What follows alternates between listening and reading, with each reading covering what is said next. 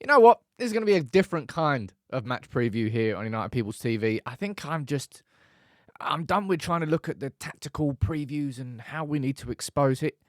This one's a very simple game for me on paper. And that's probably going to come back to bite me in the arse when it comes to watching Manchester United.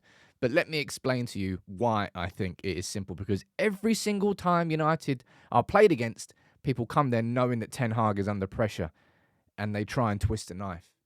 It's time that the shoe was on the other foot and United do the same thing to West Ham and Lopetegui. Because this game, look, right, going into it, we know the noise around Manchester United. You're now seeing more whispers that Man United have held secret meetings with Xavi and Thomas Frank and Ruben Amorim, and Erik Ten Hag has been undermined by Ineos, and here we go again, and we're seeing that. And then you're seeing, I'll be honest, a lot of really, oh no, Man United. This feels like outrage for the sake of outrage, which I think is a lot of what the internet is, right? The fact that United have asked City if Mainu and Garnacho can go on the same flight rather than chartering it themselves. Like, do you understand how bad Manchester United's accounts are? Seriously. And this has happened before.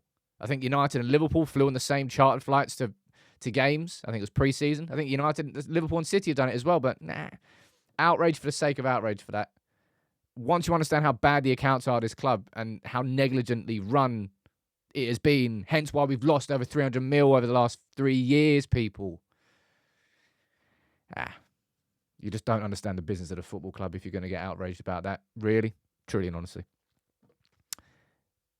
Erik, man, this is what he said in the sort of post-match press conference after the game we just played away at Fenerbahce. I forgot there.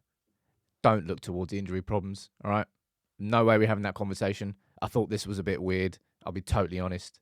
That's the sort of thing that Mourinho would definitely say. Going to ignore that game because we got a red card overturned. Well, we still lost 3-0 and it's still on the Premier League. But anyway, going into this game about why it's simple. Like the context around this game, there's a lot of anger. Man, there's a lot of just negative energy inside the United fan base. And look, we're what, 12th? We're what, 21st in the Europa League? West Ham are 15th. West Ham's results, they just got spanked 4-1 by Spurs. Right? They beat Ipswich 4-1, but then they've drawn against Brentford. They lost against Liverpool. They lost against Chelsea. They've drawn against Fulham. They've lost against City. As I said, right, Erik Ten Hag is a man, every team who plays against us, kind of the team talk is a bit simple. Like we're playing Man United on paper, but we're not really playing Man United. We're playing a team, well, they're technically United, but look, Erik Ten Hag's constantly under pressure. Let's just do our best to expose those vulnerabilities and jump on this team.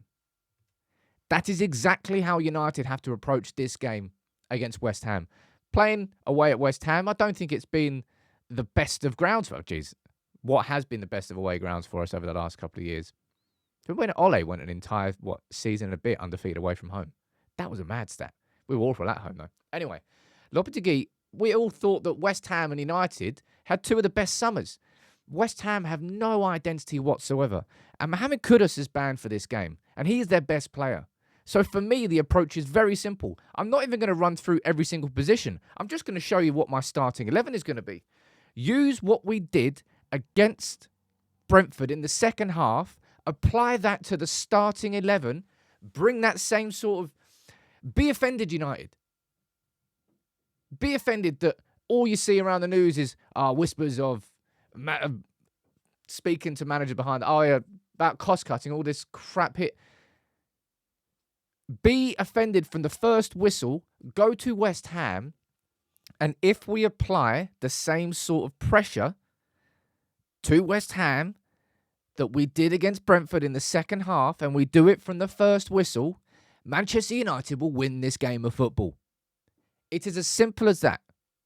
Now, that's the starting 11 that played against Brentford, apart from Ugarte wasn't in and Casemiro was in the team. Ugarte starts this game.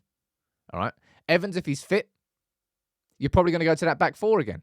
But you may well see, because Mazraoui was fit enough to play, well, I don't know, majority of the game, you might see this, which has been Erik Ten Hag's preferred starting 11. Now, the reason I liked it in the second half was because it was Delo over there. But what you saw was Dalot holding a position actually out wide, which meant Rashford dropped into these positions. And instead of Rashford finding himself kind of stuck on the right flank, and I hate seeing Rashford stuck on the right flank. He's not good. You get him into these spaces here. That's where he got that cross for Garnacho, and that's where he can be dangerous on the right-hand side, when it's more of an inverted winger. But that relies on an actual fullback going down that wing. I don't want to speak. Look, you know what I think about Manchester United's front press. It's awful. Just drop the individual front press. Højlund needs to start this game. Bruno, he's back in the 11. Play with the same approach that you did against Brentford, and you will beat this West Ham team. If Man United are vulnerable, Man United are an easy team to play against right now, I'm not saying that West Ham's going to be an easy game by any stretch of the imagination. But they are vulnerable right now. Their fans will be going into this game going, I hope it's an improvement on what we've seen now. It's United, so we can probably do something. And they'll go in there with a new energy. And they'll probably end up playing like Barcelona, because that's what happens when you play United. Teams go into playing United right now and go, well, this can make me feel better, actually. Hey, this will do. This will be a nice little boost. Sod that. Flip the energy and go into this game saying, let's just stomp on West Ham from the first whistle. That's what I want to see.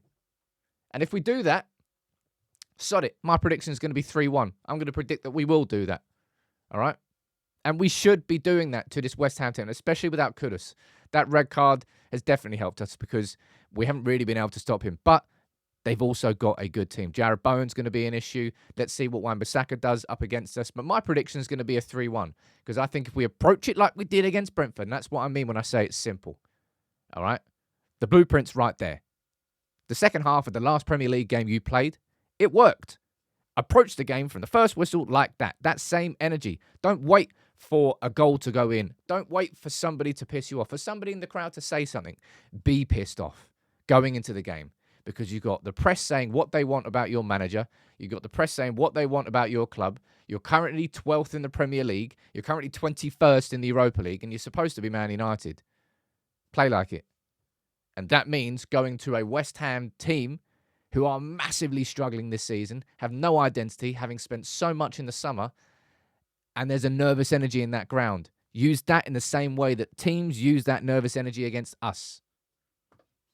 3-1 prediction if we get that right. We probably won't get that right. Let's be honest. But I'd like to be pleasantly surprised by United. It really is just a mad time. Look, that's my prediction, 3-1, okay? Let me know what your prediction is in the comments. I hope I get this one right. I probably won't. Find out.